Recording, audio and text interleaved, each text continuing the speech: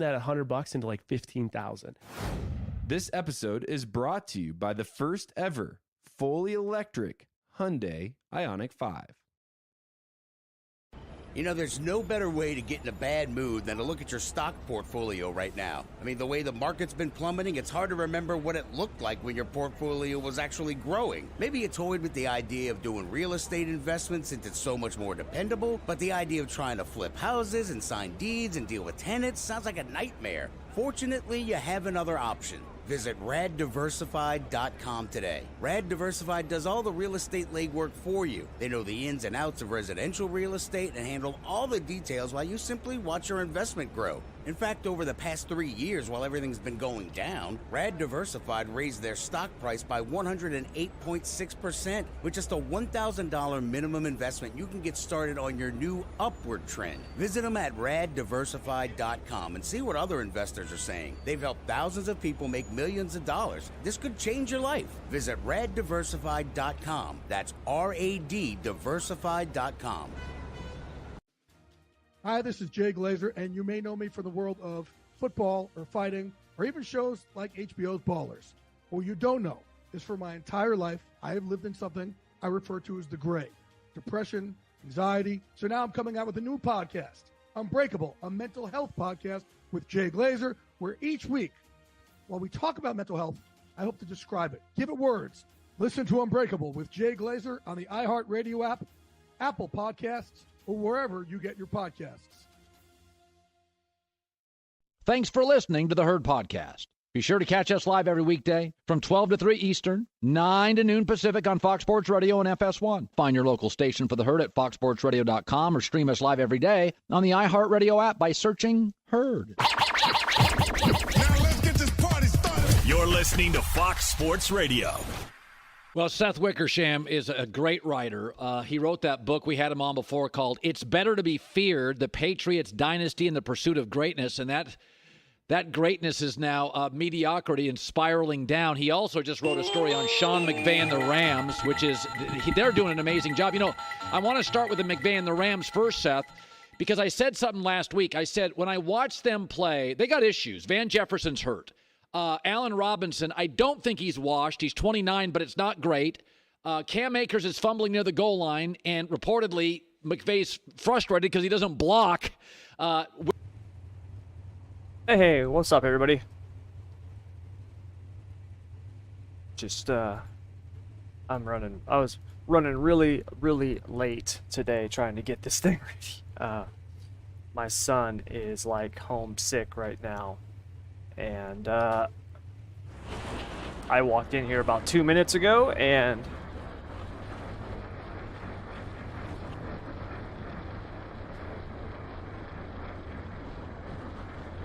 so we'll see how it goes. I haven't had any laps in the late models since last week's NARC race, and we'll see if this week's going to be any better.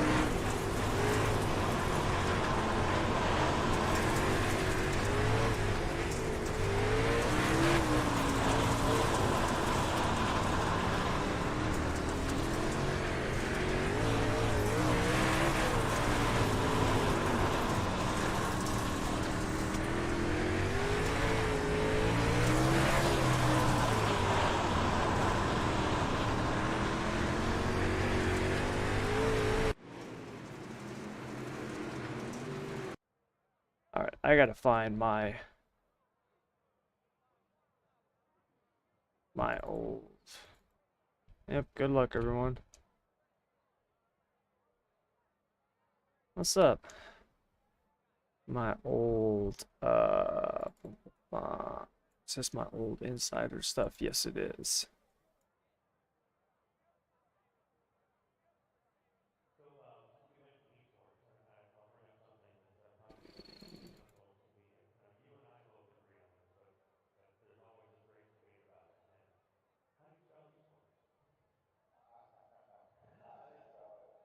I'll want to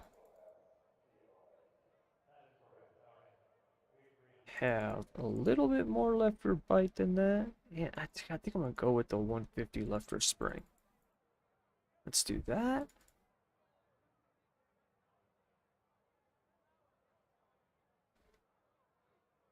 Okay. How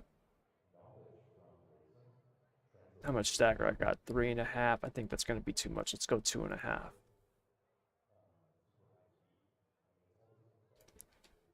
When I was building the insider setups, I used to run a ton of stagger in these cars. Once Brandon started building them, I realized that I was using too much stagger. What's up, Brandy? Sawyers, what's up? What's up, Donkey? How's it going?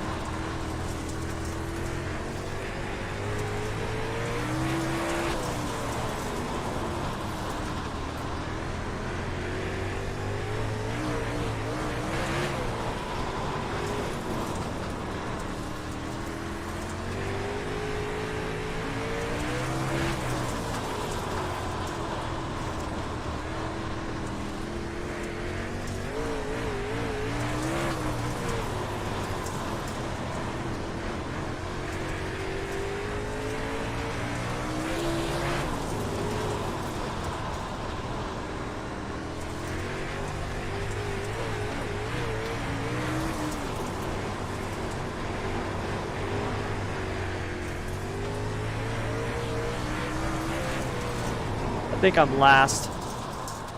I know this. I gotta tighten my setup a lot more. And I don't have time to... God, I really wanted to actually get some practice in today before...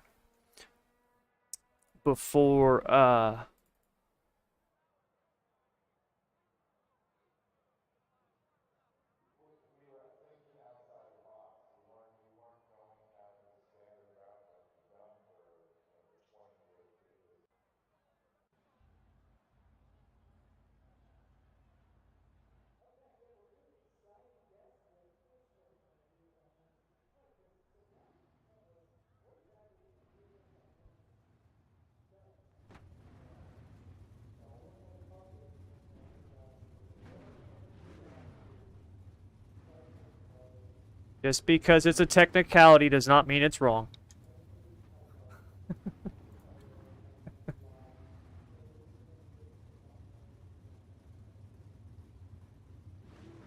Yeah, he has been. I've talked to him about it. He's been, he thinks things have really gone to hell after, COVID.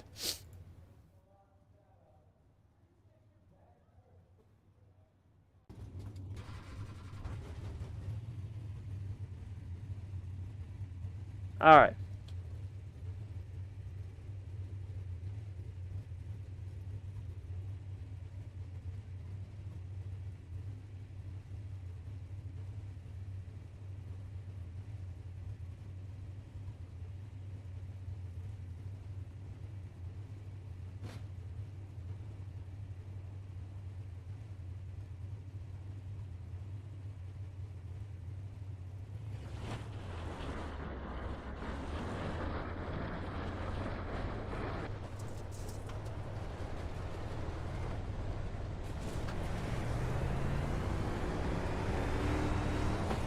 Alright.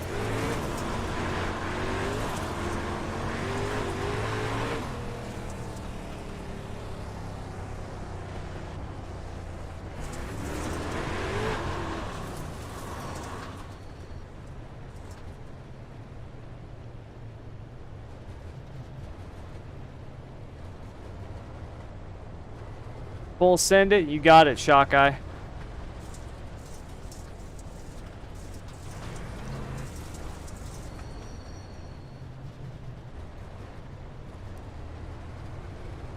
Yep, good luck. Well, we're starting last, so we can only go forward, so that's good.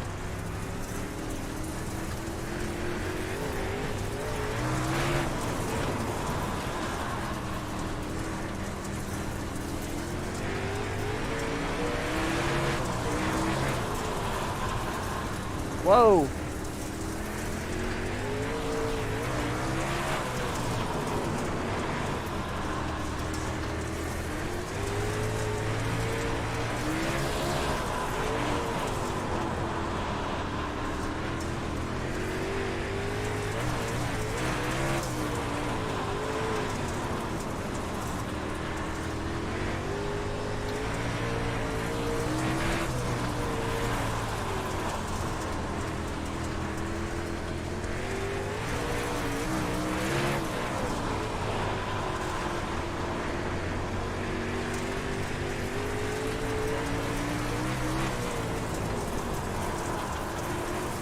Whoa!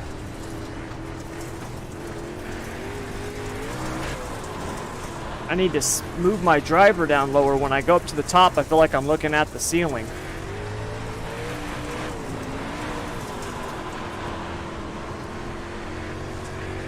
It sucks because when I race on the asphalt, I like to sit higher, but on the dirt, I want to be lower. And I don't have my thing low enough right now.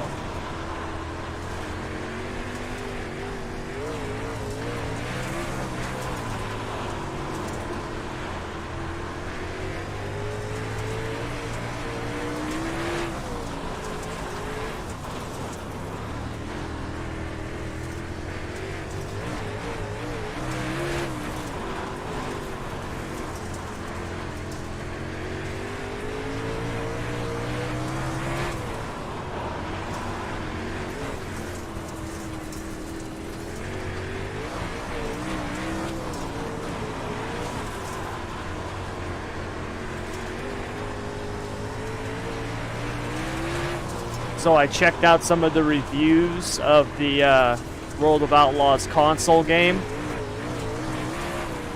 It's pretty much what I thought it was going to be. And I've had people asking me if I would get it and review it, and I told them I would think about it. I'm not going to. I'm not going to. It's that would be a waste of my money. It is, like I said, it is what I thought it would be. It's, you know, it doesn't look very good. It's a console game. It's a console game. The physics are what they are. It looks like a dumbed down version of the iRacing physics. You know, whether or not that's it, I don't know. Because of the whole Monster Games thing, I don't know who does what. I looked at the tracks.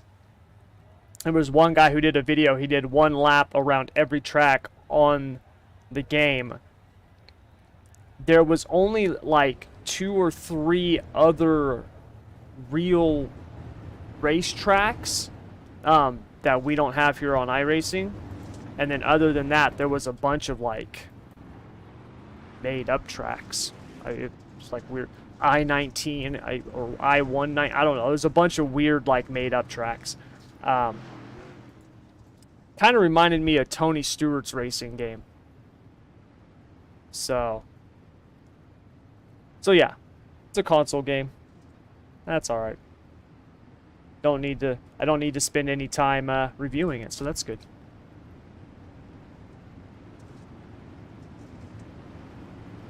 Which is good because God, why am I sitting so low?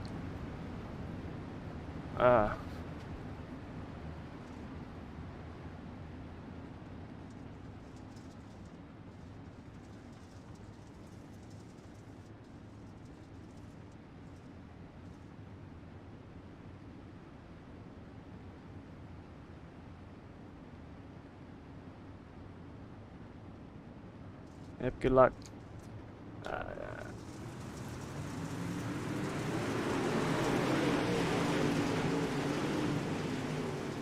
I'm oh, there we go.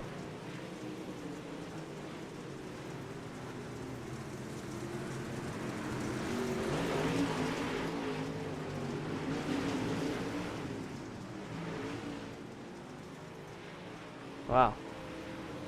So, one of the things that we're going to be doing, I'm going to be doing, is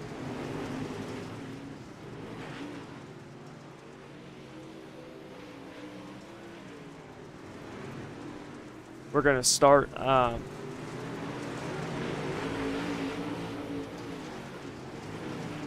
going to start doing more broadcasting on ESRN.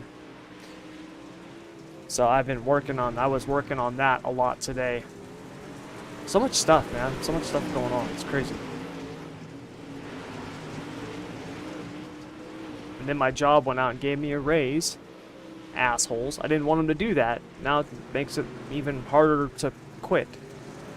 Punks. What a problem to have.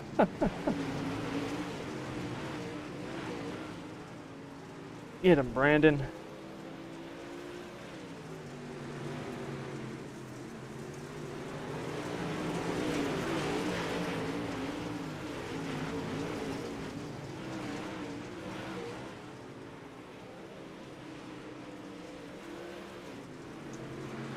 think I'm gonna throw in the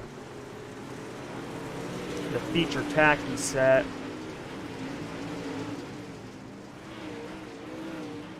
Because I should be in the consolation, yes. Actually, I'm gonna leave the fuel.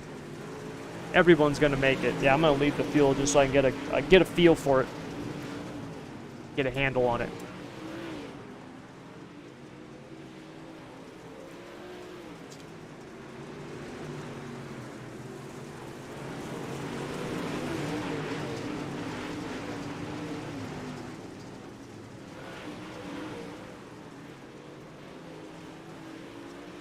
You know, I gotta tell you, I like that. That like bronzish gold that Ryan's got going on, especially with the Bloomquist eyes. How he's got those Bloomquist eyes on the front of it. That looks really cool. I like that. That's cool. I'm all about original paint jobs. All right, B main. I should be in this. Okay, there we go. Hopefully starting towards the back. Sweet. I need laps. I need some laps.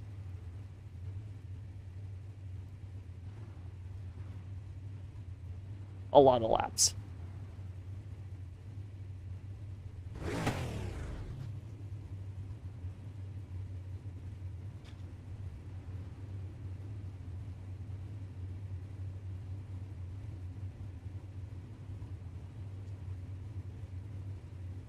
See, where are the big blocks at tonight? I think they are at...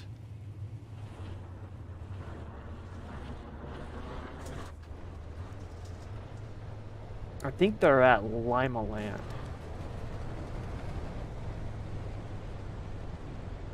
What's up, John? Forgot there was a race tonight? Aw, concrete? That sucks.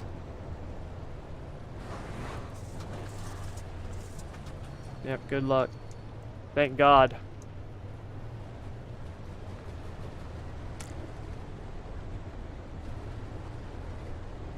Yeah, not really.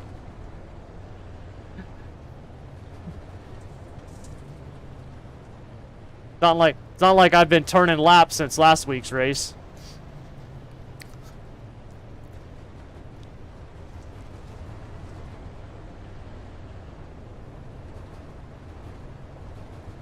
Yeah, seriously.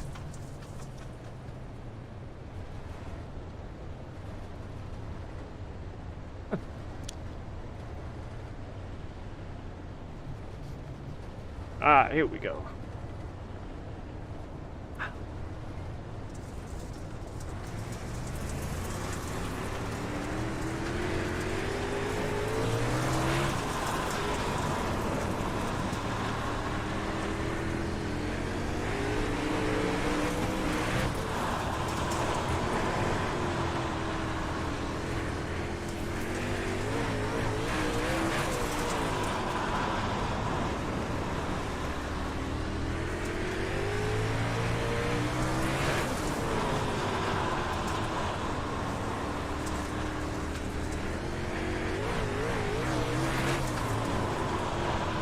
I don't know who that was next to me, man, when I was trying to turn. Like my car like swung out and hit him.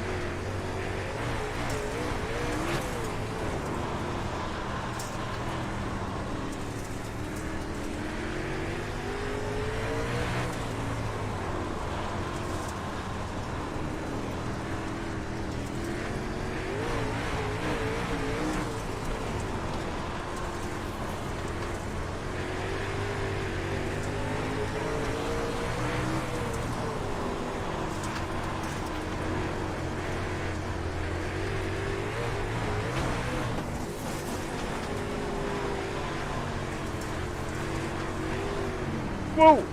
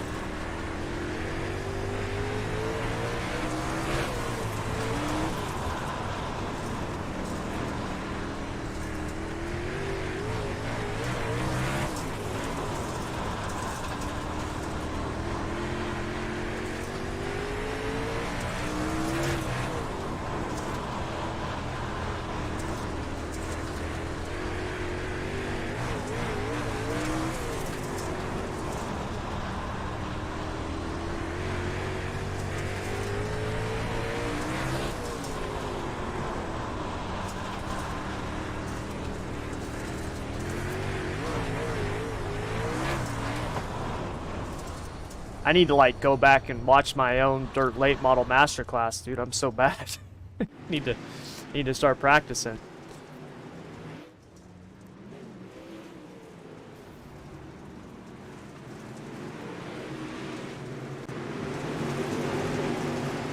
I want to see what. God dang it.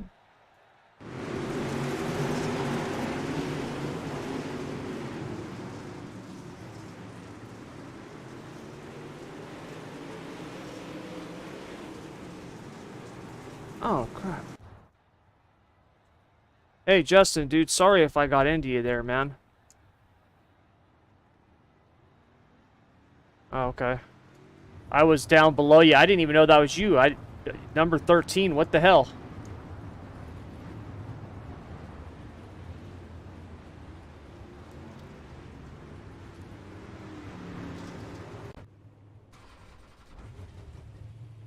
You need to raise the right rear or lower the left rear.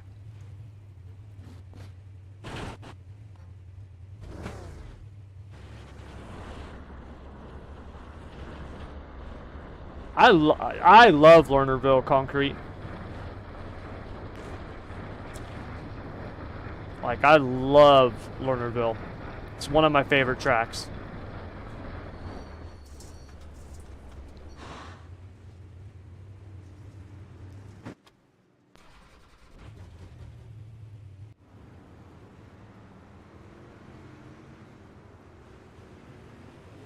I want to go to a...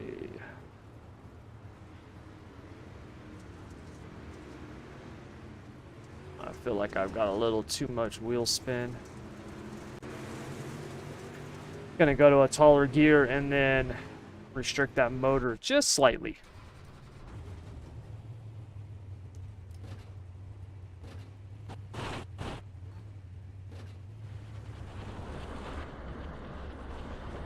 From pole last night, be fixed after like 50 poles and wrecked most times. Well, nice job, John. Congrats, man.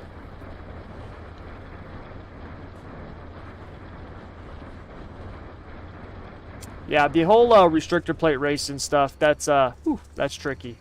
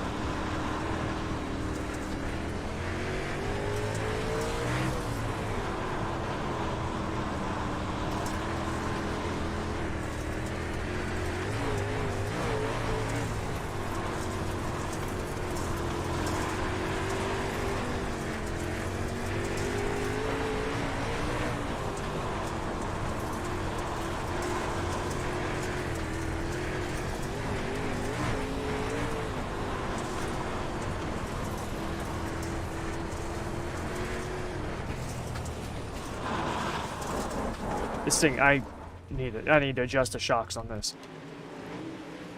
Cause that got that freaking 9.9 on the left rear. No, it's got a 9.5 though. Get rid of that crap.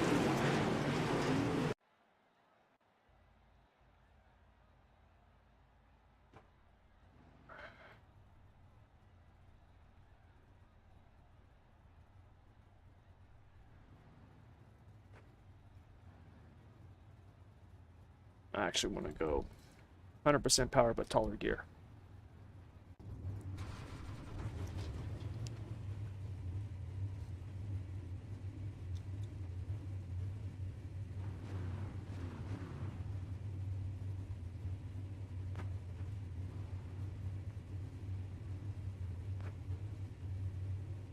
Oh yeah, Bob. The pedals are so much. If I had a, let's say I've got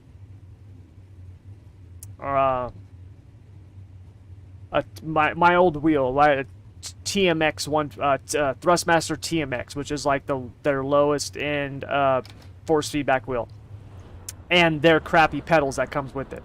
So I've got that, and I've got the option to get a, you know, Club Sport V3 wheel, right? Or even like the direct drive wheel. Or I can get a set of really good pedals like V3, something like that. I'll take the pedals every day with the lower end force feedback wheel every day. It's not even close. Yes, a good wheel feels great, but pedals make a huge difference, especially on the asphalt side, man. When you talk about your braking and oh my god, it's so huge, so yeah, having a load cell brake when it comes to road racing or oval racing, it's unbelievable. Good luck, everyone. All right, here we go.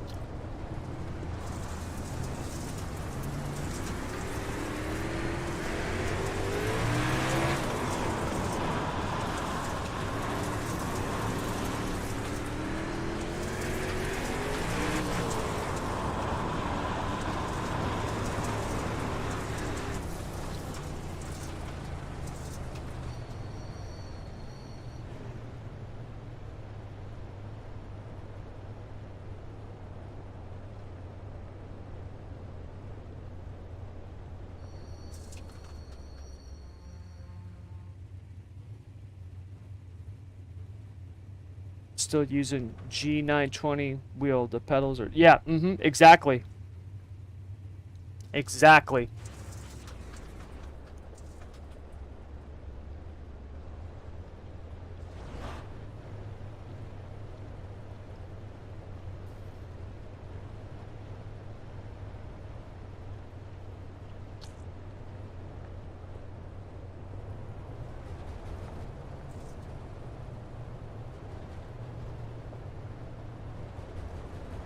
Got a few months ago, very good, very happy with them. Yep, exactly.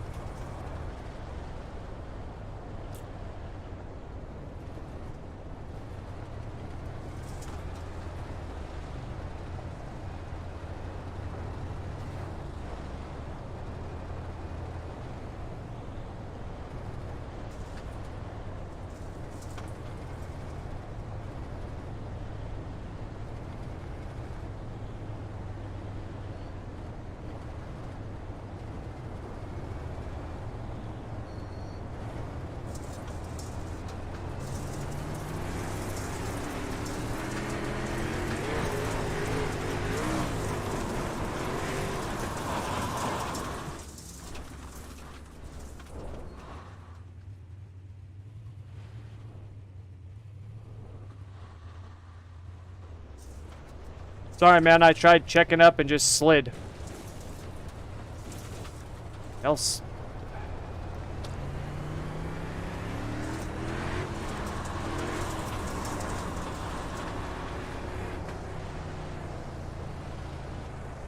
Everyone just stacked up in front of me. I couldn't stop.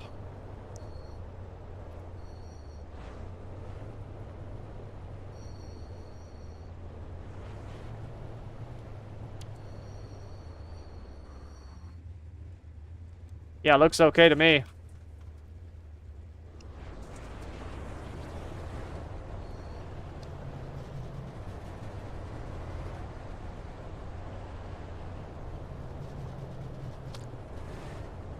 Now, this is what happened to us last week, too.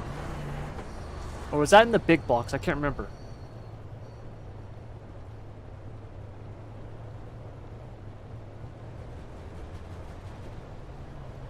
Let's get that.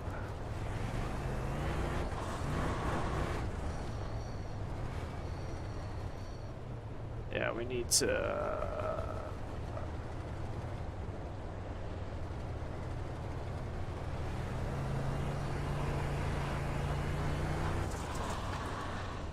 That's better.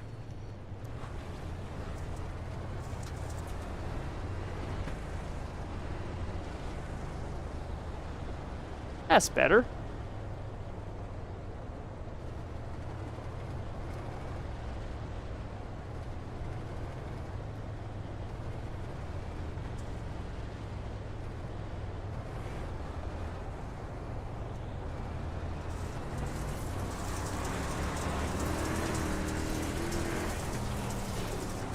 That didn't take long.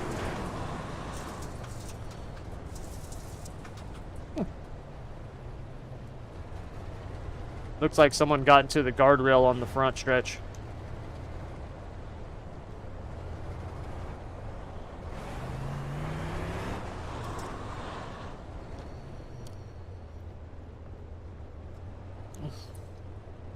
I think the last one was on iracing about 5 months ago. Oh, dang, Connor. P. Diddy, how do you race with such a low FOV? Okay, so P. Diddy, you only see my center monitor. I've got triple monitors, so for me, I have a very wide field of view. So for example, right now, you see the car in front of me.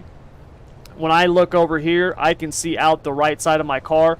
On this monitor here, I can see the entire front stretch and all the cars around turn 4 going down the front stretch. So you only see the center monitor. When I live stream, I can't get all 3 monitors on the stream. That's why it looks like that. At least you didn't spin the tires like me and get sucked into the wall on first screen. I've done that before though, Strife. I have done that before. Especially in these things. I remember when I ran Spring Fling and I put the wrong setup on the car. I was so horrible. And keep in mind, even if I had had the right setup, it's not like I would have been awesome. Okay, no, I was so out of my league in that event. It wasn't even funny.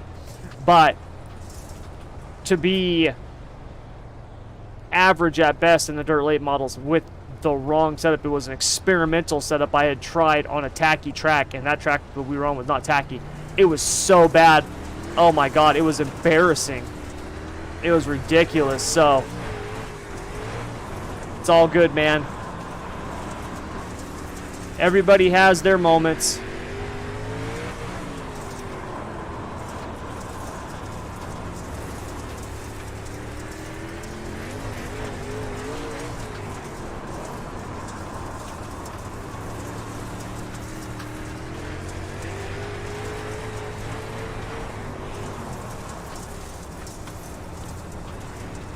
Did not want to get into the back of those guys.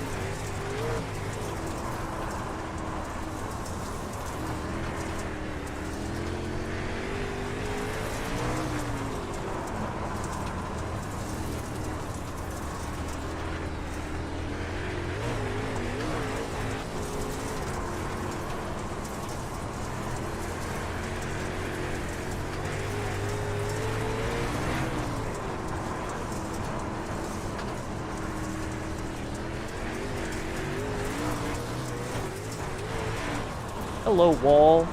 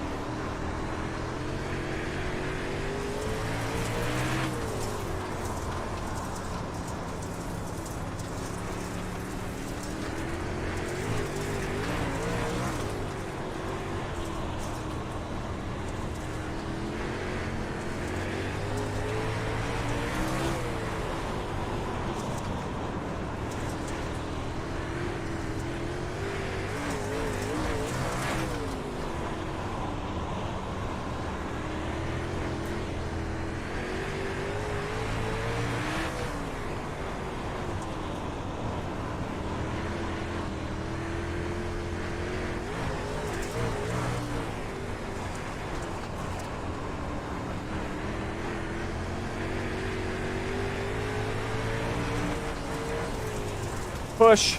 Off. Dukes of Hazzard. Into the wall. We're blown up. Damn. That sucks. I don't even want to watch that again. That was horrible.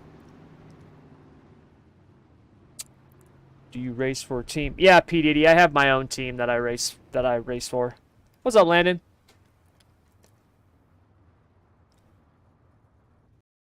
Alright, let's hop out of here. That was horrible. Let's see if we can. We're almost at a quarter till. Is there any races going on? Oh, we missed the midgets. Damn it. Oh. I don't want to run the big blocks at 7 because we'll just run those in the league. I thought there was going to be something else I could race. Dang it. What about on the asphalt? No.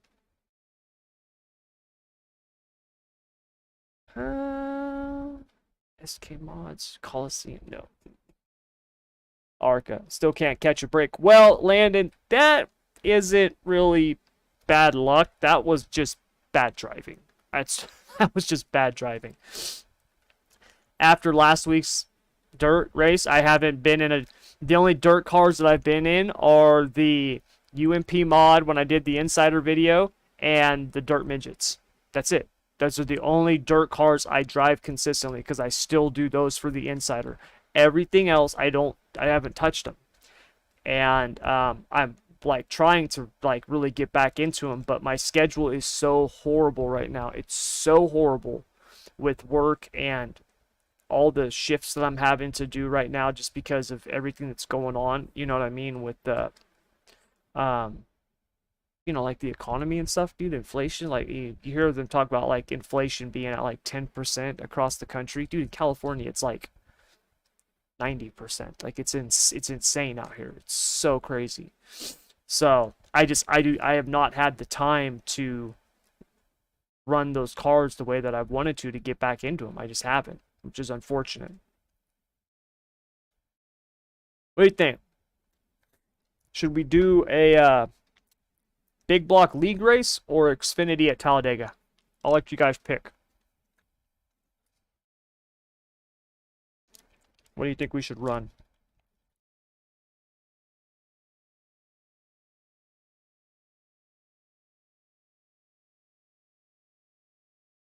I'm a trucker in Cali. Cali sucks. Yes, it does. Y'all still got $5. Landon, if you find gas right now in California at $5 a gallon, that's a deal. The cheapest places around here. it's 517, 520. Last night, and I work at Amazon, I have like an hour and 15-minute commute. It costs me close to $20 a day when I go there. So that's basically my first hour and 15 minutes of work, right? Out of an 8-hour shift, the first hour and 15 minutes I'm working just to pay for my gas. Just to pay for my gas. And it's probably more like the first 2 hours when you factor in taxes. You know what I mean? So it's ridiculous out here.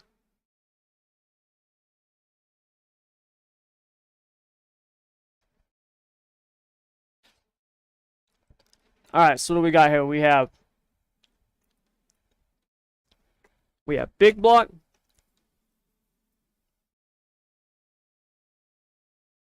What's up, David? So I have big block, Dega, big block, Dega, big block. Big block.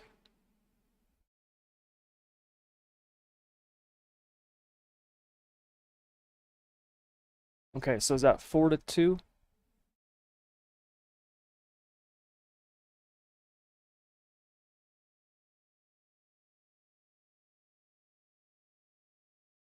Big block, 5-2. All right, we'll do the big blocks. So the big block is going to be at Lima Land.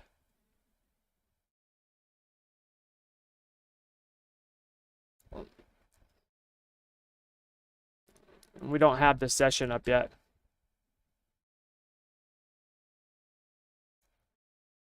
Okay, so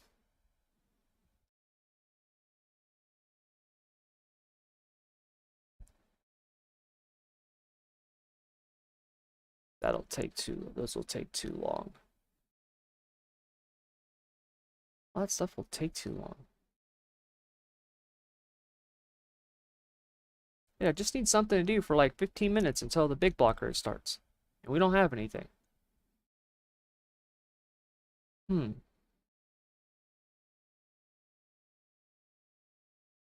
Well, I guess we'll just do I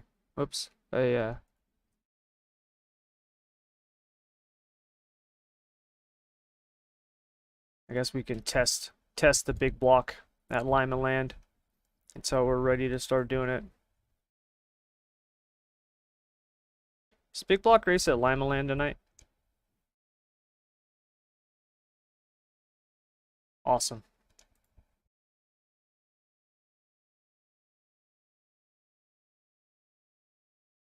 Okay.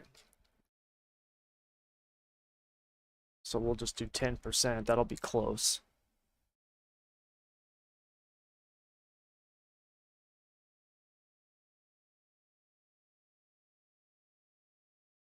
Gas went up here from 350 to 382 overnight. Yeah, I could see that, Bob.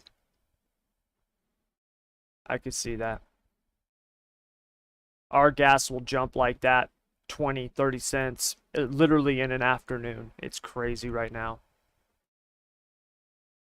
You know, the scary thing is that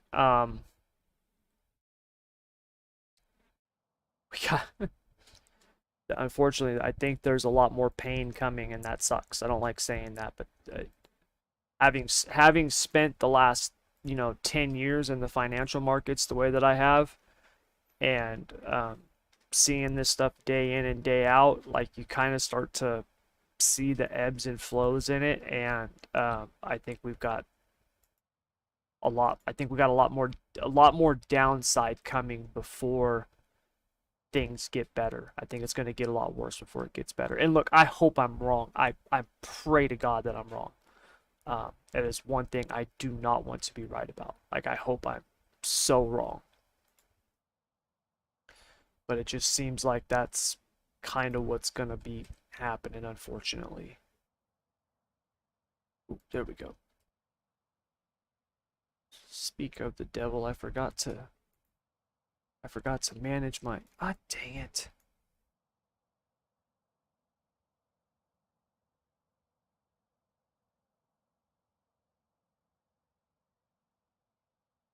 Forgot to manage my position today.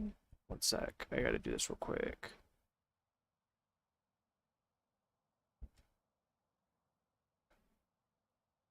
Oh. Oh! Nice. That's what I was hoping to see. I'll show you guys so you guys don't think I'm nuts.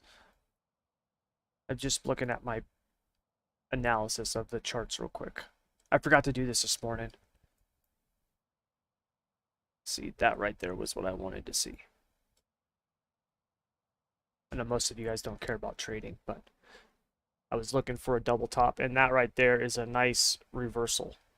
And we're up into a level, so that's what I wanted to see. So hold on, I just got to short this position real quick. Boom. See, this is what I do. Long before you guys knew me in sim racing, this is what I used to do. Was this. I used to actually teach people how to do this.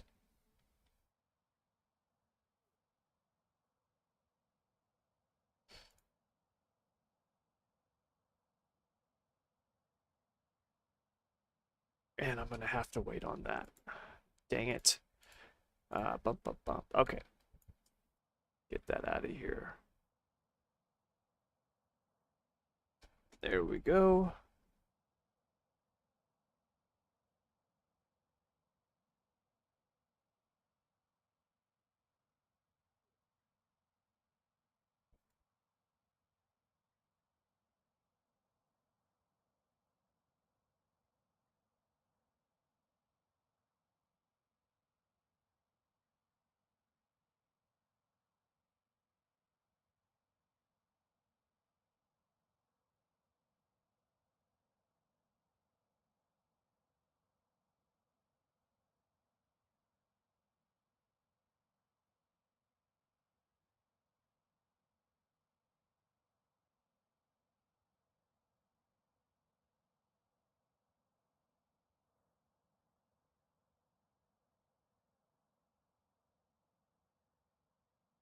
Damn, that's crazy.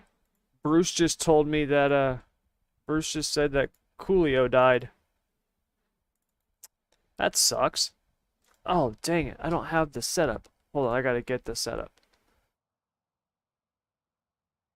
Actually, you know what?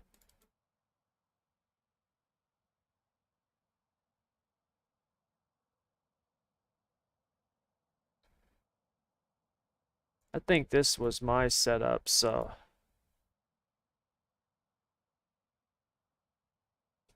we'll just use that. I know I'll be comfortable with it. Okay. Let's get some laps in this thing so I can not feel completely horrible. When I was on vacation in Myrtle Beach is at $2 a gallon. Dang, you're not wrong. We are in for dark days ahead of us. My 401k is tanked. Yeah, most 401ks do, man.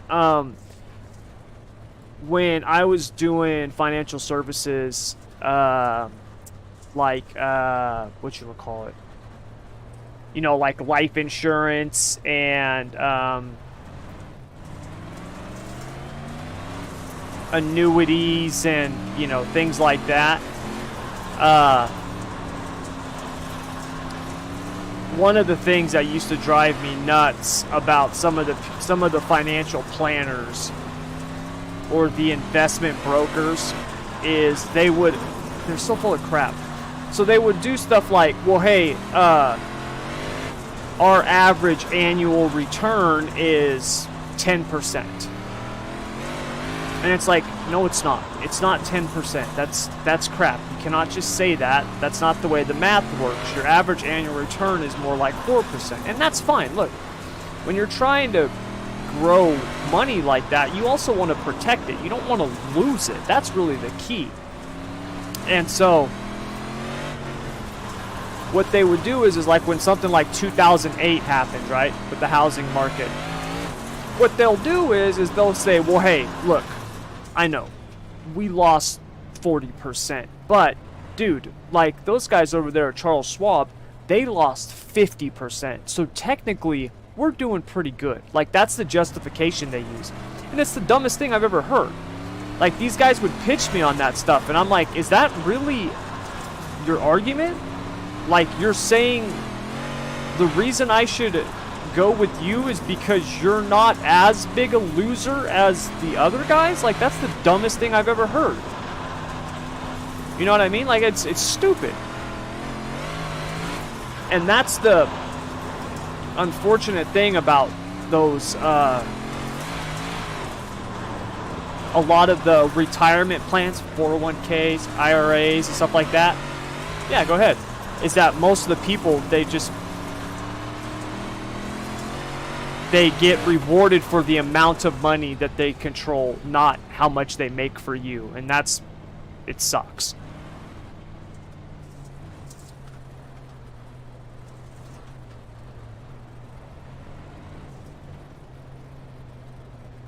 Well, yes and no. It really depends on what's going on, because when it comes to the non-wing car.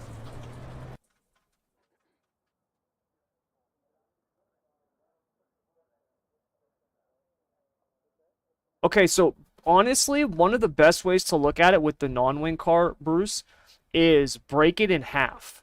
So look at rear end adjustments for your entry and front end adjustments on your exit. When you think about it in terms of weight transfer, right? You're applying throttle coming out of the corner, or, from middle out when you're driving through. And on the entry, you're rolling out of the throttle. And when you roll out of the throttle, weight transfer goes from rear to front. And when you're applying throttle, it goes from front to rear. Try breaking it in half like that.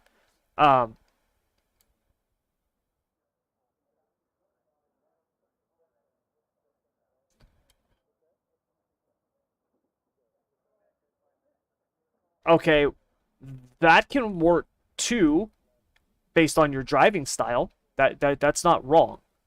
But what I would tell you is instead of thinking of it in terms of left to right, you want to think of it in terms of like corner to corner. Is that how you're thinking of it? You see what I'm saying? Like, if you're talking about wanting to get more weight on the right rear, are you thinking about it in terms of coming from the left front, not just the left side, but the left front?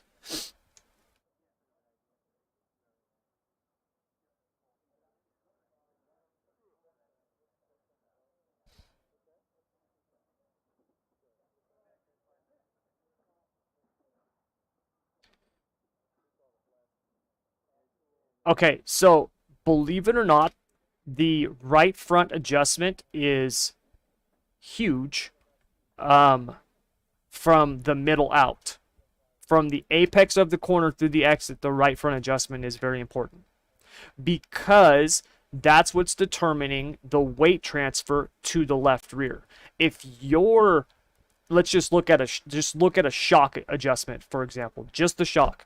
If you are tight at the apex of the corner, there's two things that it can be. It's either, if we break it down in its simplest forms, it's either A, you've got too much left rear drive, if we talk about the car driving off the corner using the left rear, or B, right, it's not, the right front's not being used enough. Now that on asphalt would be more of a kind of a, or I should say, that would be more of an asphalt thought process because of the way the cars are. On dirt, we always think about just our rear drive off, left versus right.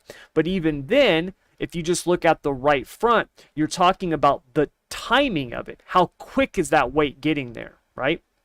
We don't care how much it's being used on the right front. How quickly is that getting to the left rear when you're on throttle? So that right front adjustment can be huge. A right front rebound adjustment can be huge for your drive through the middle and off the corner.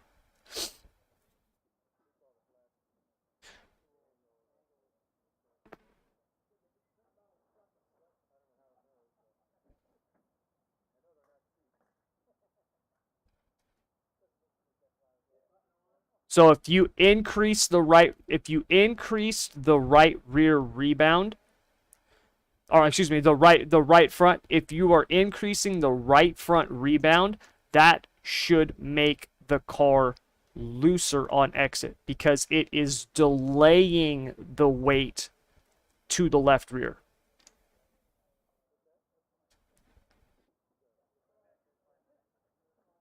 Mm-hmm.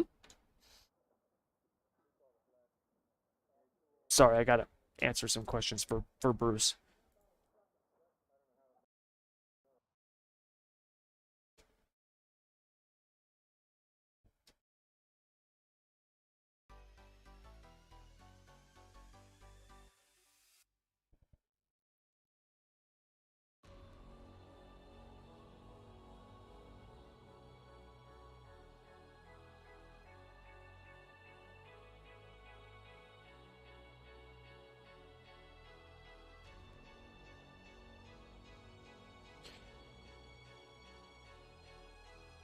Yeah, essentially, if you're talking about a tacky track, especially with the non-wing cars, your a 1050 compared to a 950 with exceptions for certain tracks. So you remember like on Volusia is one of those tracks, or even like Cedar Lake, right, with the wing cars, for example, where I would start off with 950s on the rear when it's tacky, and then we would actually go stiffer when it's slicked off, just because of the way those tracks work. Now, when it's the non-wing car on a tacky track, other than like I said, one or two tracks, for the most part, since you're on throttle so much, that suspension is loaded pretty much the entire time. Even when you are letting off the throttle, right? It's not like you are off the throttle. You're rolling out and still maintaining some. So for the most part, the suspension's pretty much loaded. Yeah, the suspension's pretty much loaded. So the bars, honestly, you're not going to start feeling them until the track either starts to get slick or rough, or both, right? Slick and rough. And so usually where the bars are. So for me, I'm usually pretty close to the same with my bars in terms of comfort, right? Like I'm going to be somewhere in the thousands and 1025s. And then what I'll do is I'm basically going to adjust those pretty much for load. So if I want the car to rotate more, I'll have stiffer bars on the right side than the left, right? Like that's kind of my thought process behind it. Because, like I said, when the track's tacky, once that suspension's loaded, you're not really unloading it. Even at a track like Fairbury, right? Like we're not dumping the throttle. So yeah, that's why.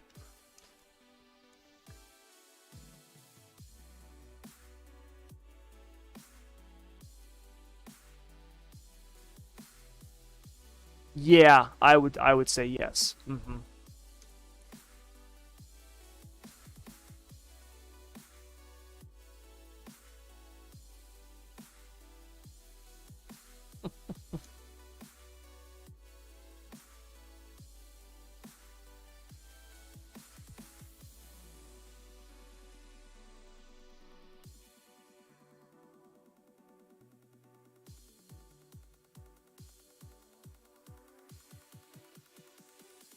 Yeah, that's no problem, man. Dude, that's why the non-wing sprint car is hands down my favorite dirt car. It is the truest representation of what a car and setup should be in real life, where there is no unicorn setup, there is no magic in this hat. It's whatever feels best to you and that you can go out and drive. That's why I love those things.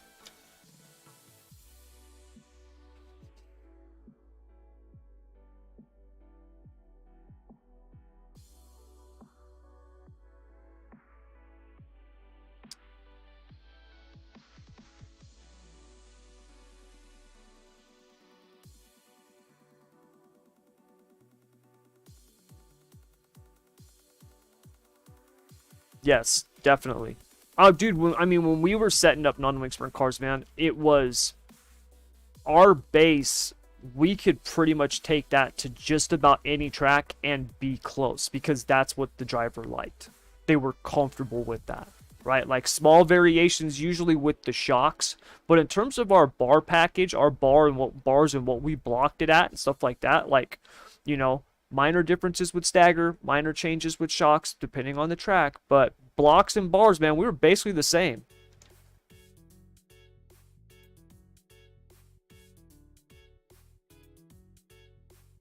Oops, wrong thing.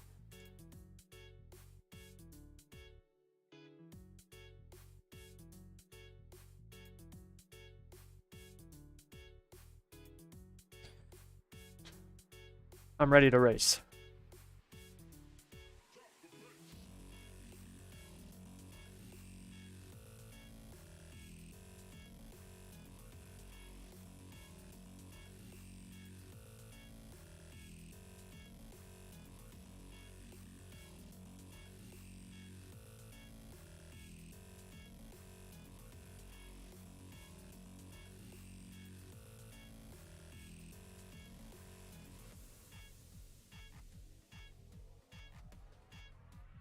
Yeah, and that could be, one of the things that a lot of people don't think about when it comes to load is they think of it in terms of linear, right? Or just based solely on expectation of numbers. So I'll give you an example with the spring, right? So for example, if you have let's just say a 500-pound spring, right? And it's on the right rear of a car. We know that spring's got to compress 1 inch to get at least 500 pounds. Well, if you've got that thing and it's compressing, you go into the corner and it's rolling over, right? And you got that thing compressing an inch, you're applying 500 pounds. Well, if I put a 300-pound spring in that right rear and now it's compressing 2 inches, well, what do we got? We got 600 pounds of load on that corner, right? Now, most people would think about that and they think of that the 500-pound spring is going to be producing more load. Well, actually, no. How much that suspension is working is going to be a factor in that too. I always talk about the dynamics of it, right? We have weight transfer and then applied force. They're two different things. So for the suspension, in bars are the same thing. A bar is just like a spring. It's just twisting instead of compressing, so it's the same principle. So you might have stuff where where you're thinking, and I don't know exactly what you're doing, but you might be thinking like, hey, I want to be going softer in these situations, where you might actually want to be just a little bit stiffer, right? Or vice versa. So that's where I would start looking at it, Bruce, is what you've been doing that's been working really well, or where you think you might need to improve, and then just try the exact opposite. Like literally try the exact opposite.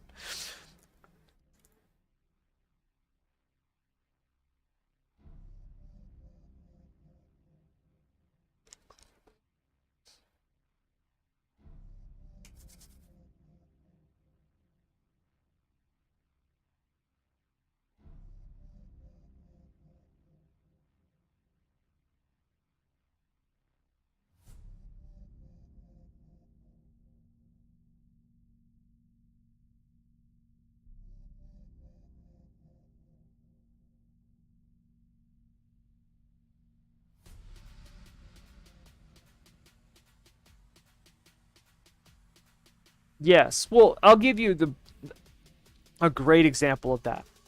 Okay. If you take a left rear shock, if you use a tie down shock on the left rear, right, and we're going to be driving off the corner, let's just think about it on the exit, and we tie the left rear down. We got all that weight on the left rear, and we're tying that son of a gun down, and we're on throttle driving off. Now, if I take an easy up shock and throw it on the left rear, in the exact same situation, that easy up shock, that shock with the 3 rebound, is going to give you far more left rear drive than that tie down shock. And it's not even close, because when you talk about the car rolling over, right, when it's got that roll over, and sometimes it feels like it's got more drive, I'll bet you dollars to pesos that the reason that when it has more drive is there's less rebound in the left rear. The left rear rebound, the wheel has to extend, right? That left rear has to extend to actually apply the force to the dirt. If you're just holding it over, all you're doing is holding the weight on the left rear corner. It does not mean that it is applying it to the actual tire. I actually just recorded this in the video that I'm doing, because I'm doing a video on shocks right now.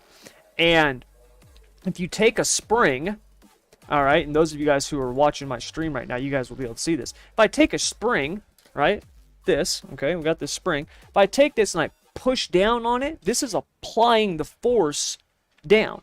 Now, if I take this same spring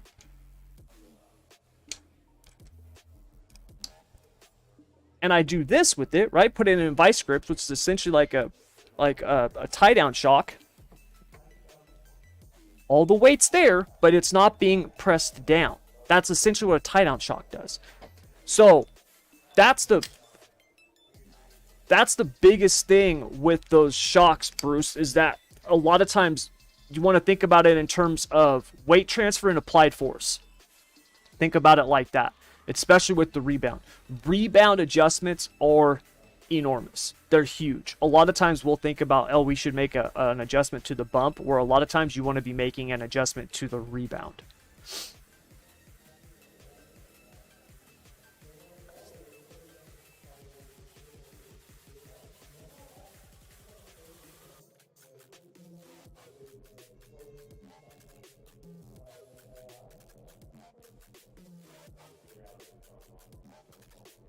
You said that opposite. More, yeah. So more rebound, right? If we're talking about just the lefter, for example, more rebound when the weight is transferred over to that corner of the car. Think of the shock. It's an absorber, right? So the shock is absorbing the weight. So the stiffer when we talk about compression or bump, the stiffer the shock. Exactly, and when it pops back out, it's pressing the tire into the ground. Yes. Now, when it comes to the bump, it's the reverse of the rebound. So the stiffer the shock, the harder it's going to press the tire into the ground. The shock is going to absorb less weight. It's going to be pressing down and pushing on that tire. It's going to transfer more weight to the tire quicker. The faster the compression, right? If instead of a 6, we have a 3, the faster the weight's going to be transferred over to that corner, and it's going to be absorbed by the shock and not applied to the tire. And iRacing has actually said this in their documentation. If you look online, and this is the way shocks work, right? Like when I talked to Scott about it, the guy who used to be the NASCAR shock engineer, right? This was the when we talk about the timing of it and stuff like that, it's the same thing. So iRacing, this is how they do their shocks. So it's a real life principle. That's the way you want to think about them.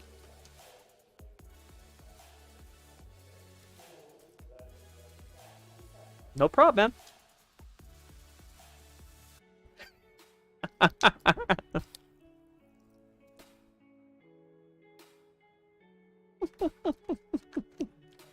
You gotta hear Bruce. It's awesome. That's all that matters, man, as long as you're having fun.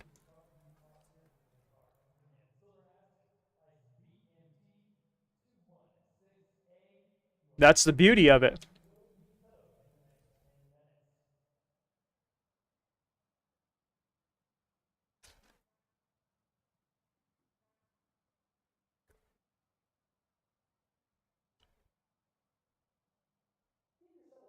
I need to adjust this.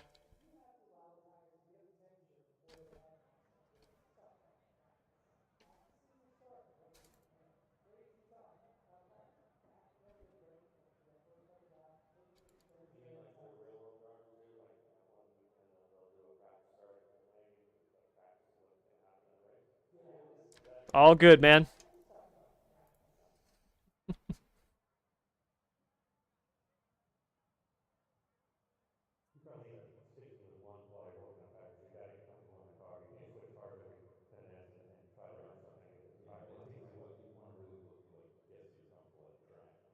I did it. Go back and watch the stream. You'll see me. I had a spring on here. I literally I have the spring, this white spring that I'm holding. If you're watching the stream, this is actually one of the load cell springs for my pedals, and I use that as an example. And then I've got a coilover shock, a high-end coilover shock off my son's RC race car that I was using as examples for the video. They just happen to still be sitting here.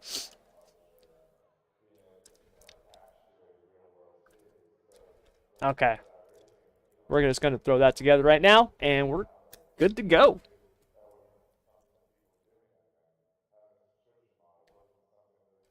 Somebody do it. I'm ready to race.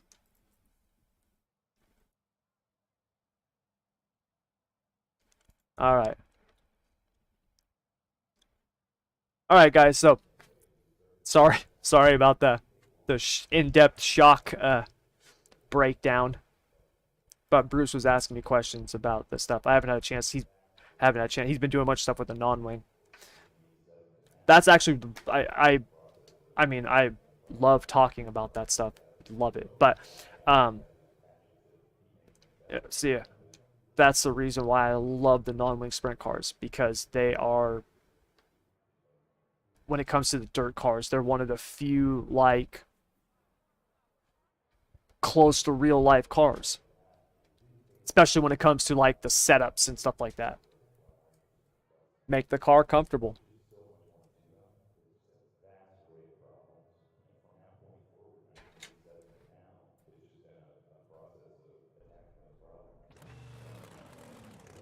Oh, sweet.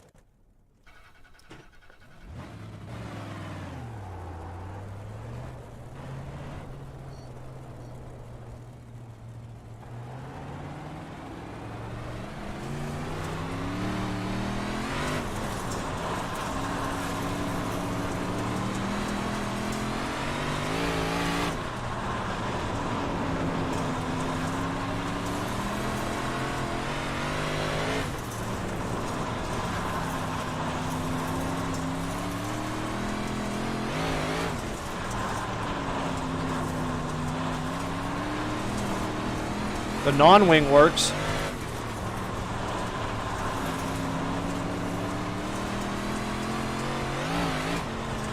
Oh, really?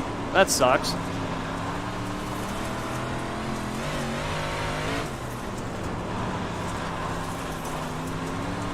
I thought they fixed that. Did they make it worse?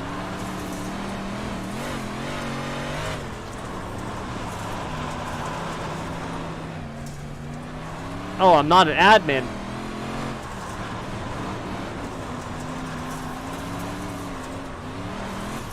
That's awesome. I'm not even an admin in my own league. Huh.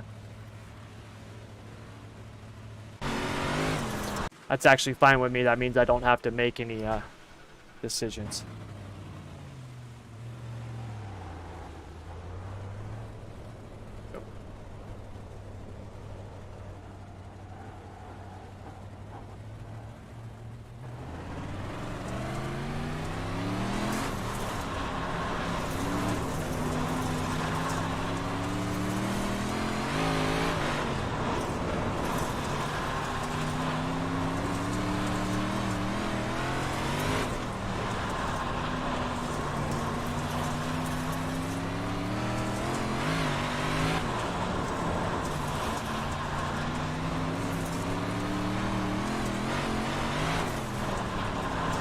Dude, it's literally a state filled with people who hunt alligators for a living. Why would that shock you?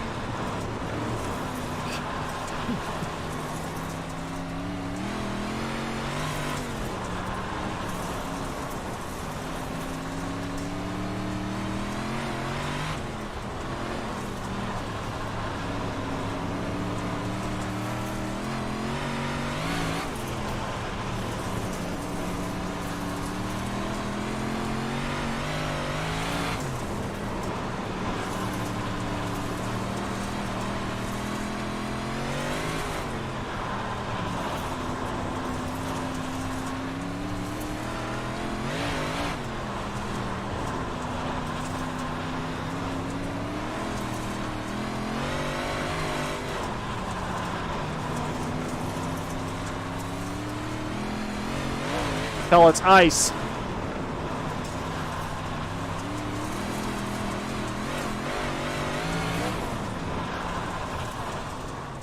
All right, here we go.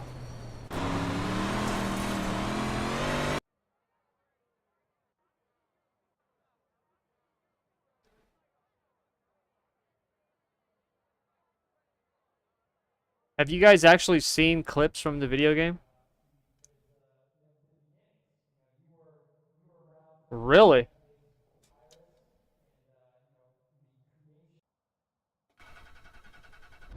Really?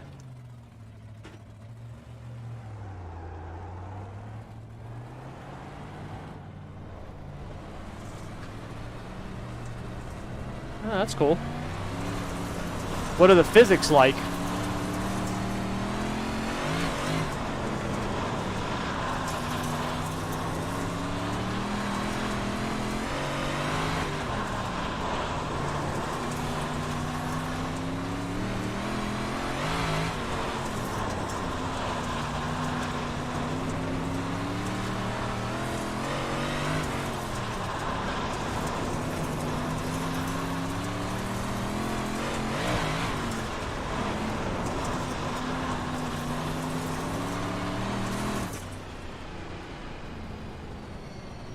Yeah, I was gonna say every clip that I saw at every track, it looked the same. It looked like the pre-gen on iRacing, slick right through the middle with the bottom and a top.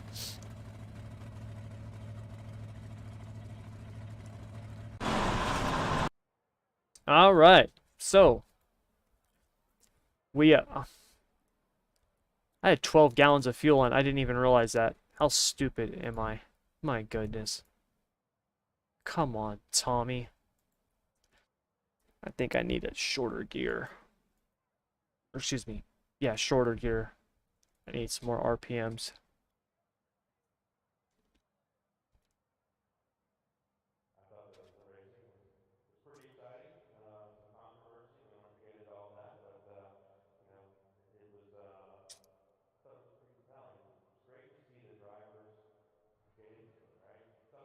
What are the setups like on the game?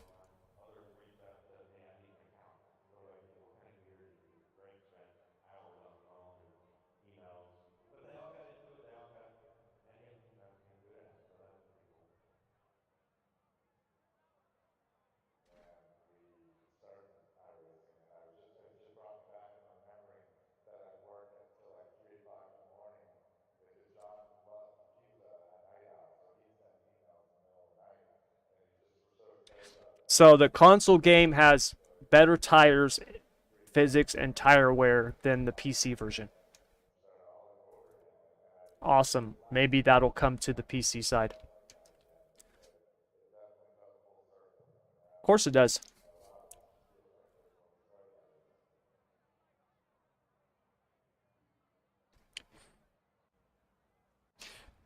I'm gonna have to try the console game now. The guys who I saw doing it, it did not look good. But according to Tyler and Brandon, it sounds really good. So I'm gonna have to try it out now. Are you guys using a wheel on it or just a controller?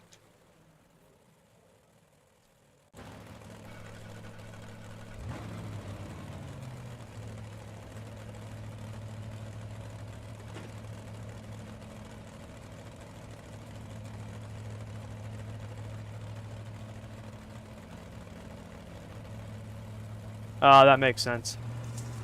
You got it on PlayStation or Xbox, Tyler?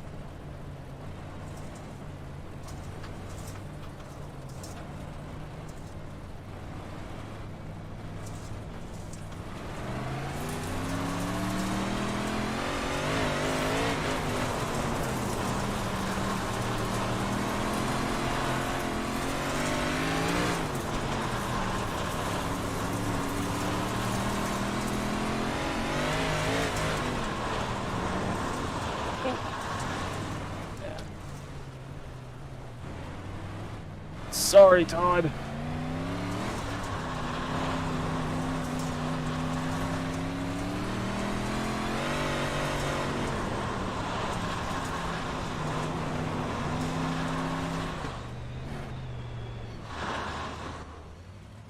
I broke my freaking car. Dude, I did not think I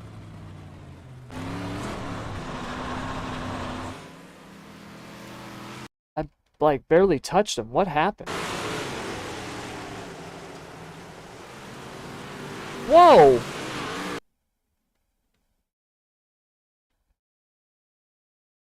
Like, I was on the brakes.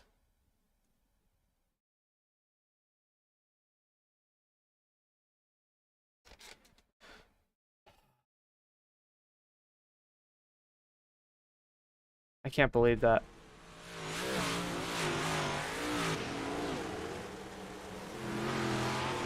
Oh my god. This is embarrassing.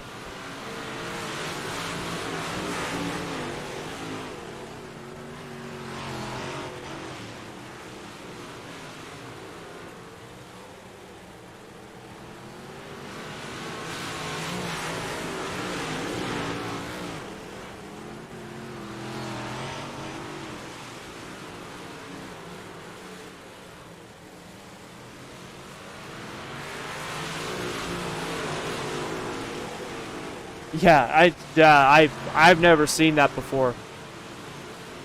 Like, dude, I was on the brakes and hit him. I mean, I was not going fast, not going that fast. At the apex of the corner, and it punted him like that. I'd never seen that before.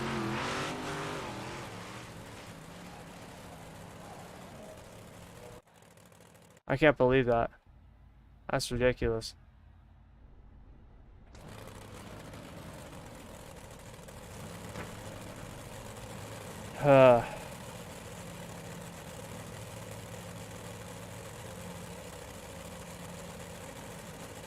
I gotta tell. Whoops. See it all the time, unfortunately. Yeah, unfortunately, I don't see it that much. It's been so long since I've been driving dirt.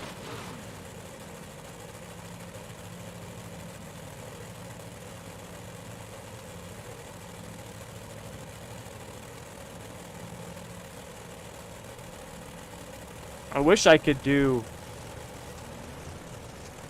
the Thursday night stuff, because that's the stuff that I really want to race.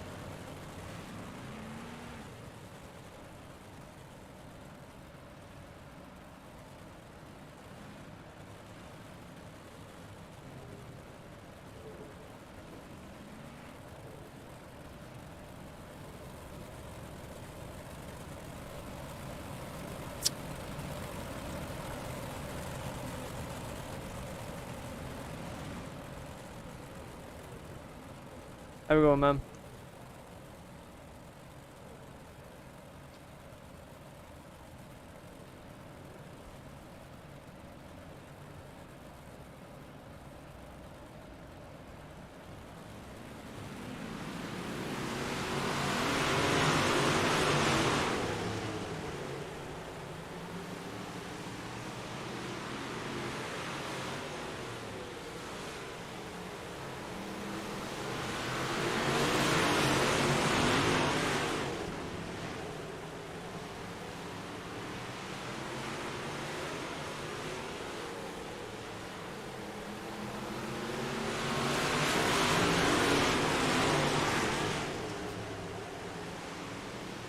Oh man, I didn't even realize what time it was.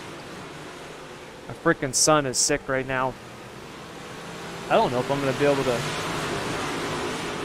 Man, I don't know if I'm gonna be able to make it to the feature.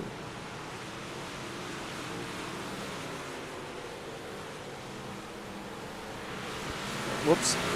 Get my mic.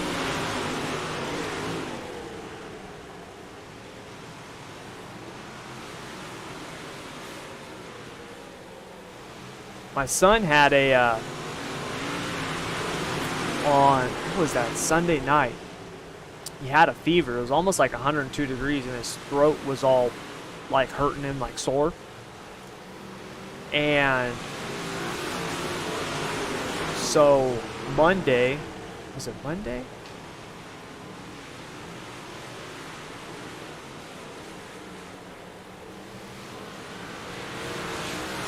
What's today? Today's Wednesday. Yeah, so Monday, he goes to school.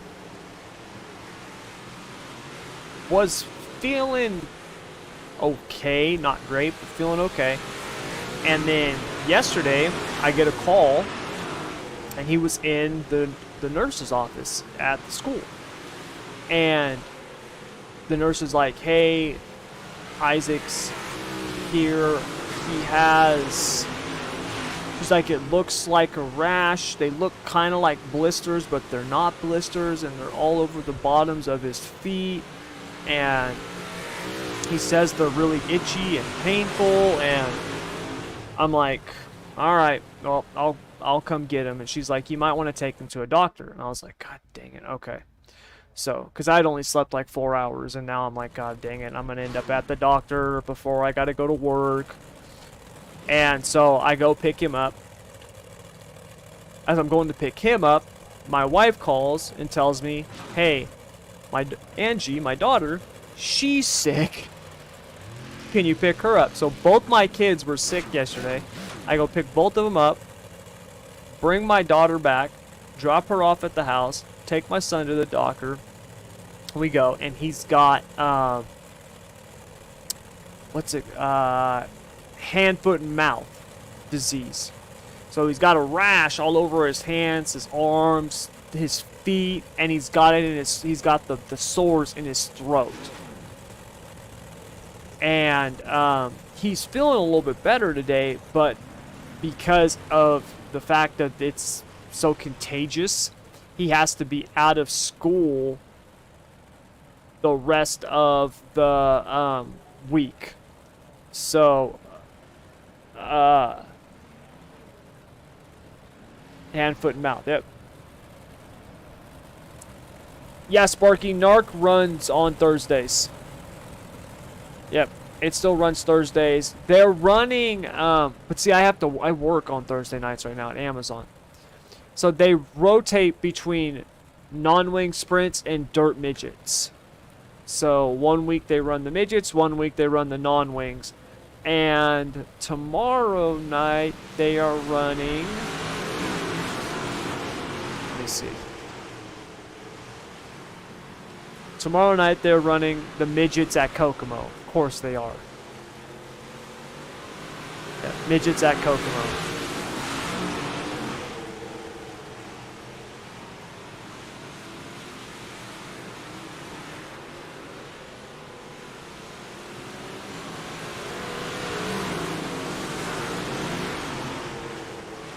Hand, foot, mouth, he called it. Yep.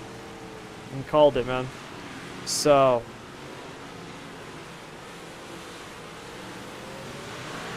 I might have to take tomorrow off from work.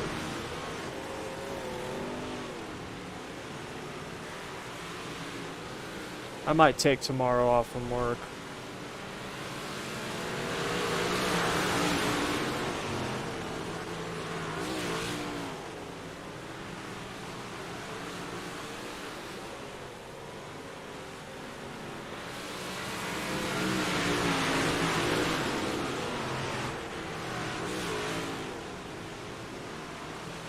So, anyways,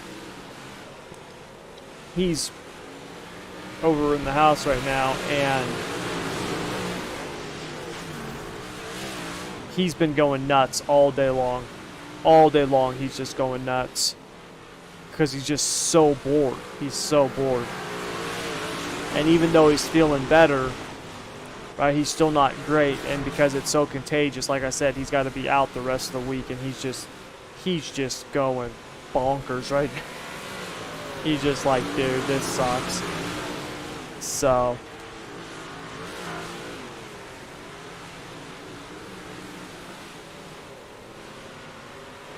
anybody going to the Red Clay Classic? ABC race with Ashland, Wisconsin? Yeah, I won't be there, Sawyer. Sorry, I'm out here in California. I can't get to Wisconsin.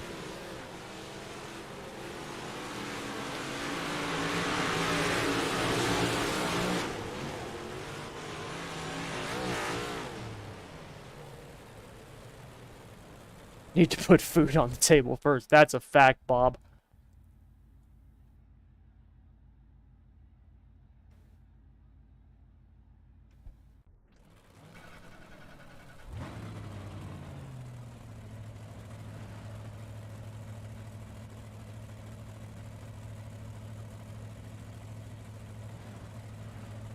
I live 2.5 hours away. Yeah, it's...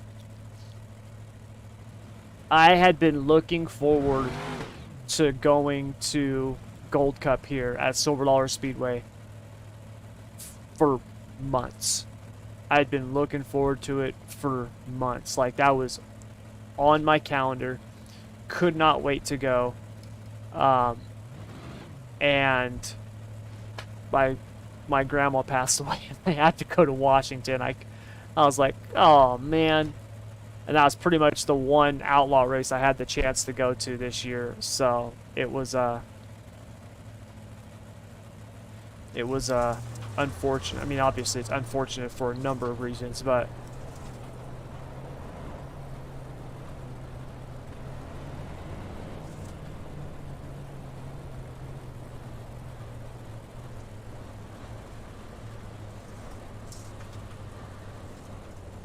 can someone give me an EOL, please?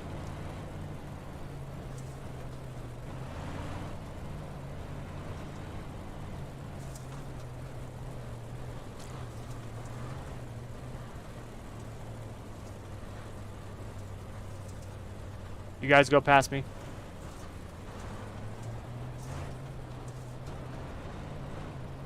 That was for the punt job I put on Todd Hunton in the heat race.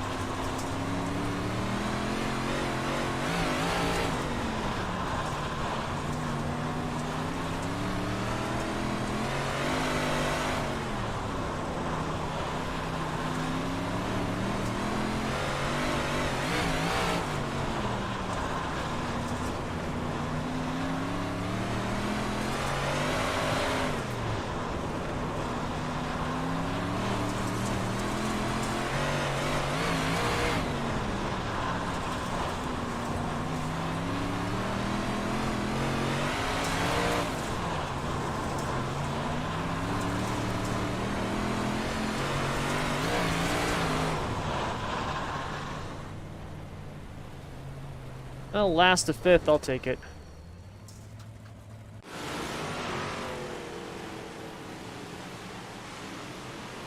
wouldn't miss it. My dad used to race it. Oh, nice, man.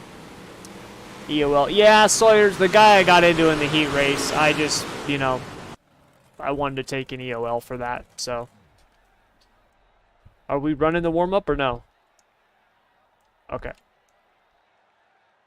think I'm going to leave that stagger just because of the...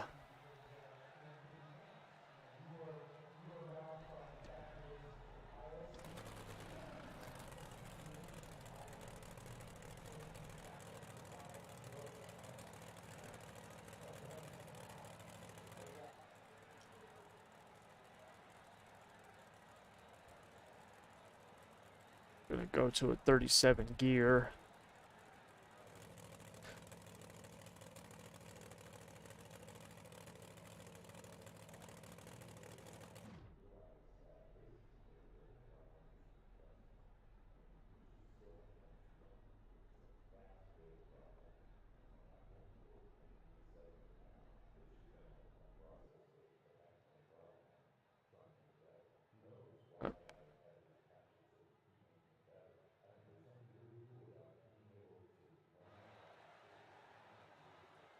And you know what I'm gonna do?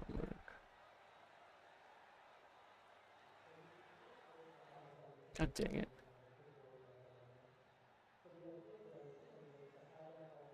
Nope, won't let me. Ready as I'll ever be.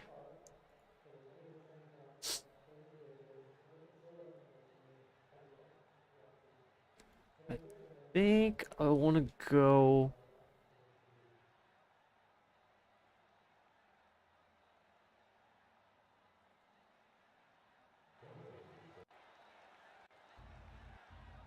Trying to think real quick.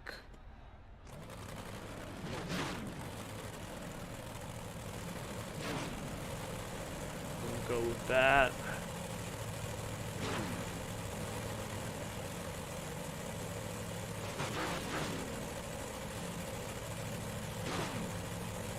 Okay.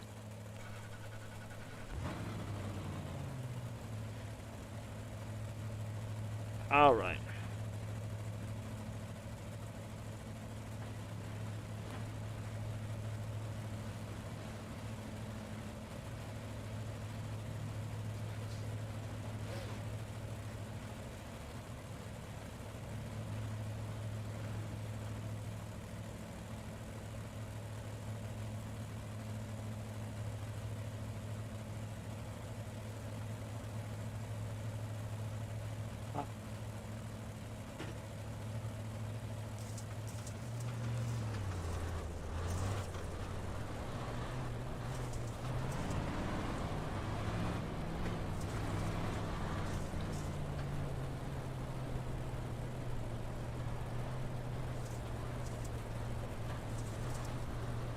Yeah, I ran the bottom in the B and went from last to 5th, but I was running a 567 gear.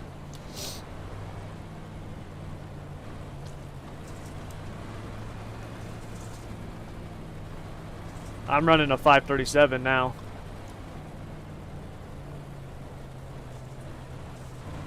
All right, here we go.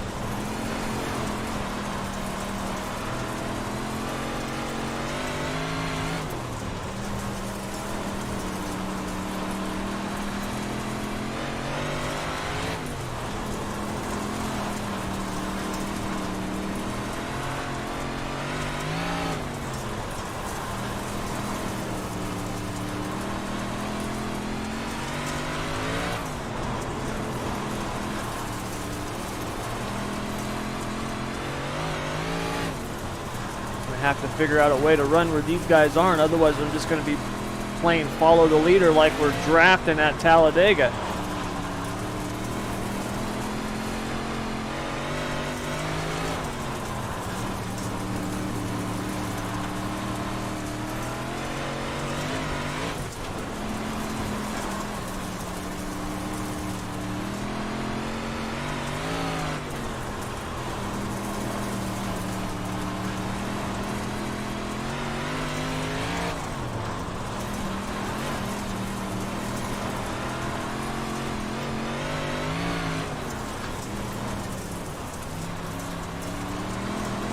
Stack up.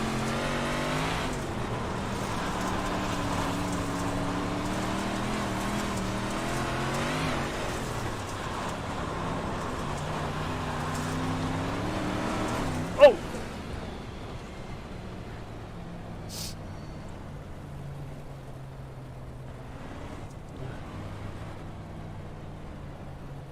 Whew! Man.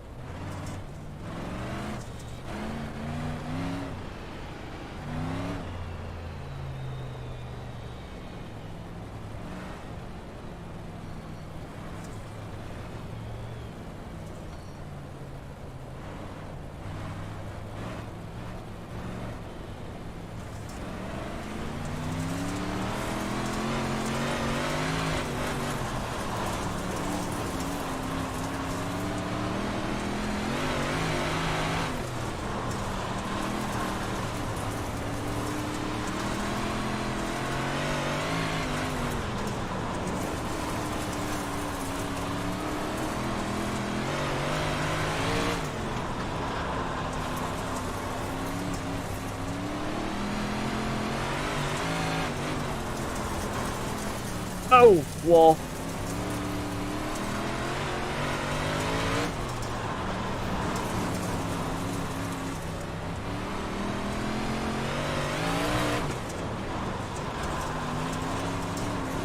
Oh, I gotta let that guy by?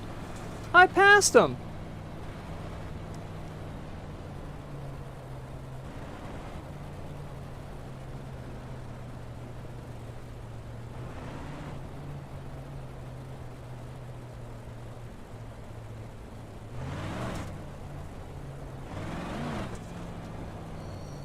What the?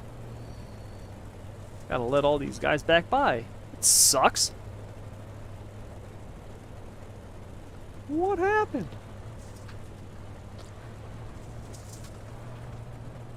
Whoa. Gotta get that turned off. There we go. Ah, dang it. Off. There we go.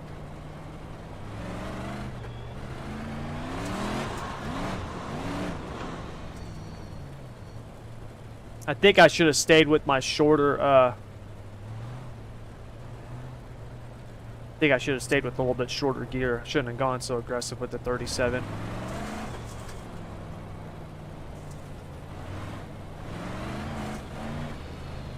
Should have went with like a 54.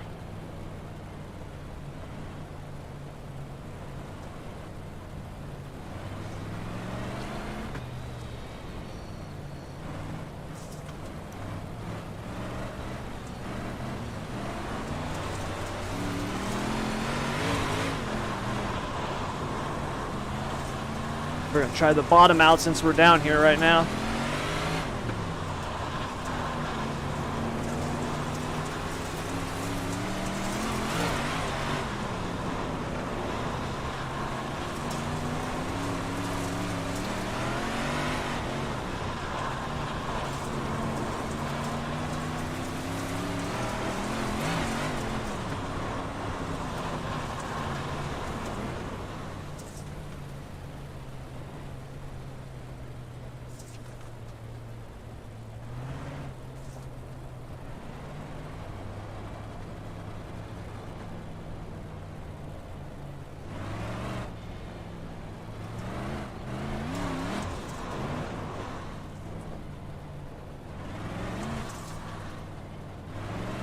Yeah, I think I'm going to have to pretty much run the top or the middle. I got too tall of a gear on the bottom. Just bogs. Unless I go through the slick.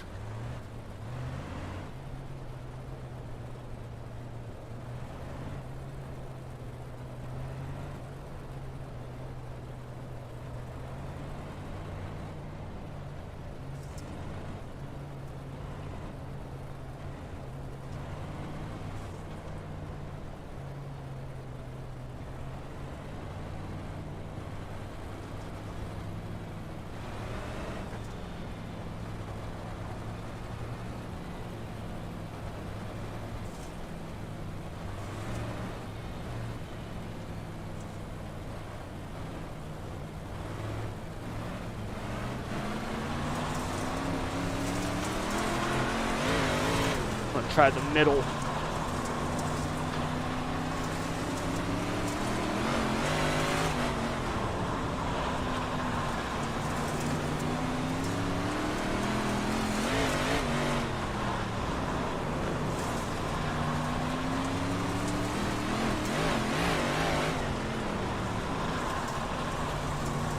Dude, I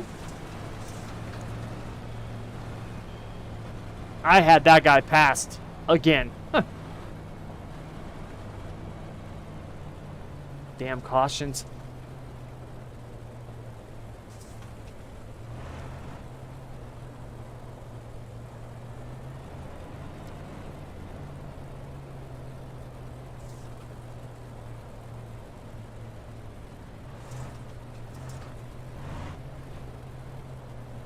What's up, Keith?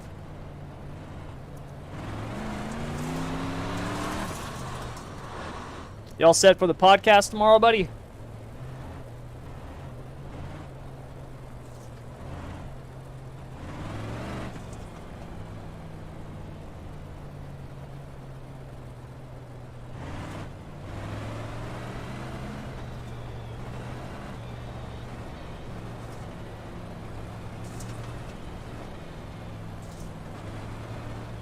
All right, now we're on the top.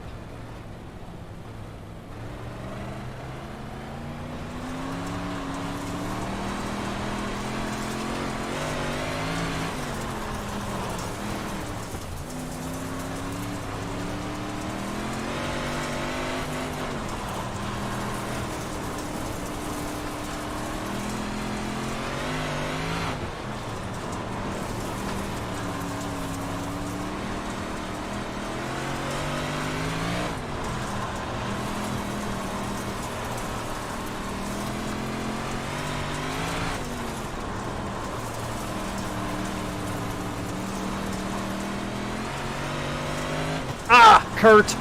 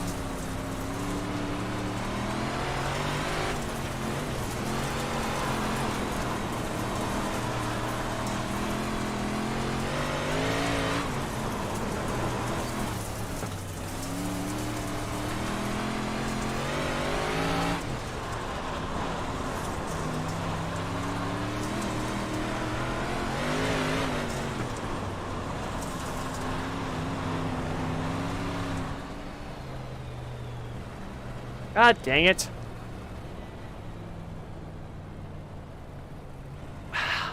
Damn.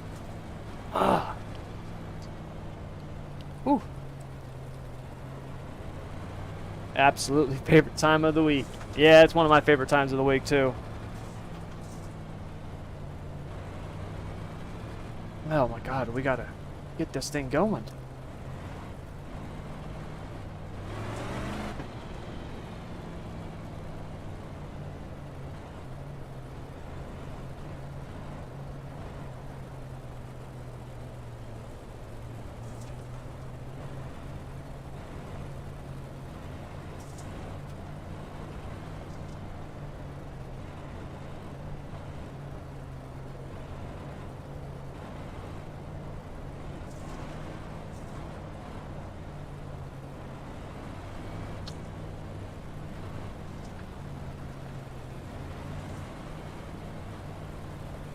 send my wife a text.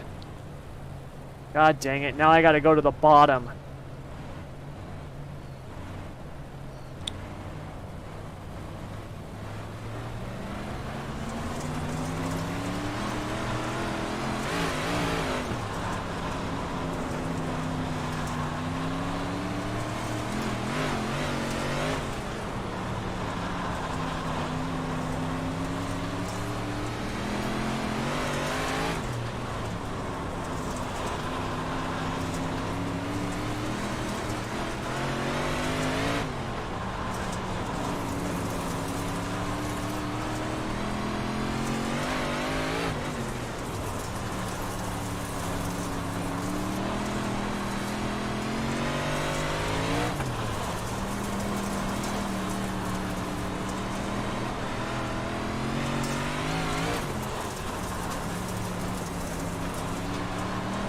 Whoa!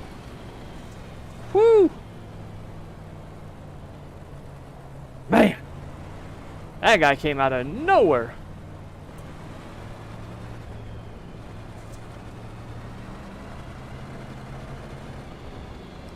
Whew.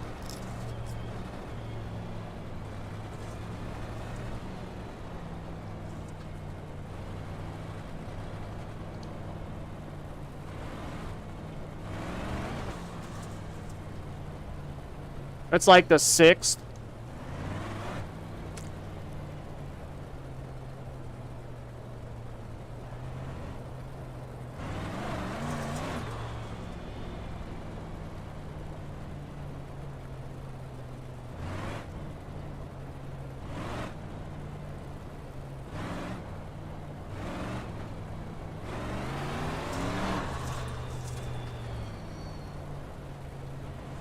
Alright, come on, let's go. Oh man. I'm a freaking shoulder killing. Alright.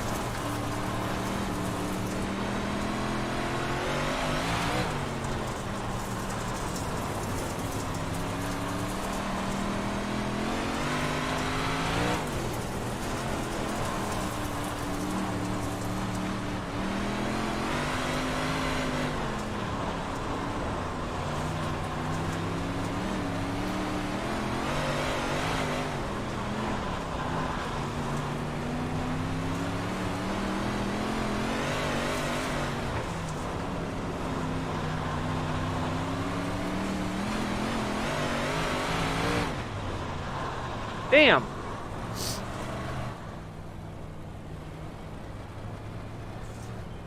Whew. That was fun.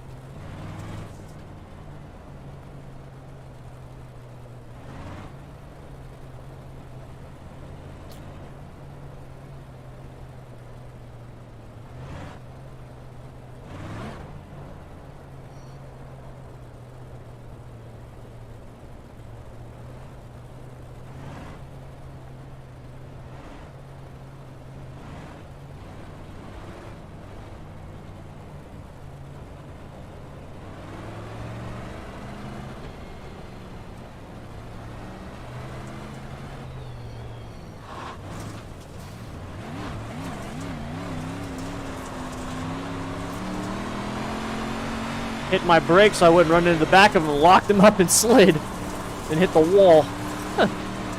That was horrible.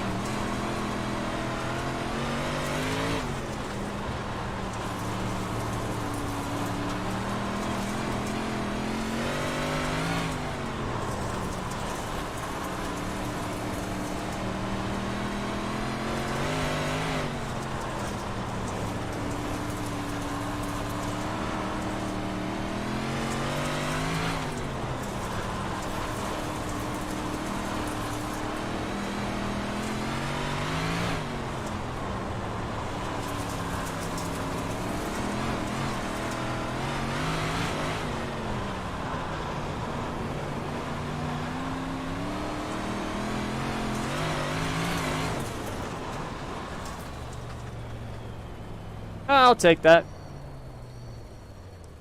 I think I started like, what, 14th or something like that? So. I'll take it.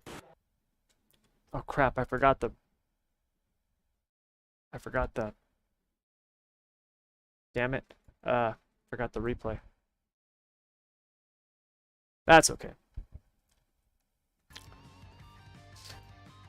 Alright, you guys, so that's going to do it. I'm going to wrap it up. I need to head over and get back with my son and my wife and daughter. So, yeah, check on my son. But, yep, that's going to do it all for tonight. I will be back. I'll probably be back tomorrow night. I think I'm going to run the midgets tomorrow night. I think I'm going to take tomorrow night off from work. I think. I'm not 100% sure. We'll have to see how the day goes with my son. So, but if not, I will be back on Friday night to do some NASCAR stuff. So, anyways, that'll strike. Yeah, I couldn't find grip at the end there either. That track was smoked. So, but all in all, it was a fun race. I actually finished it unlike the late models. So, big blocks I seem to be okay in after all this time off. Late models, I'm putrid in the late models. So, let me see what I get. I finished 9th and started 17th. Oh, I'll take that. So, 8 spots, I'll take it. But, yep, you guys, that'll do it. Thank you very much, as always. Until next time, I want to wish you good luck, good racing. Take care.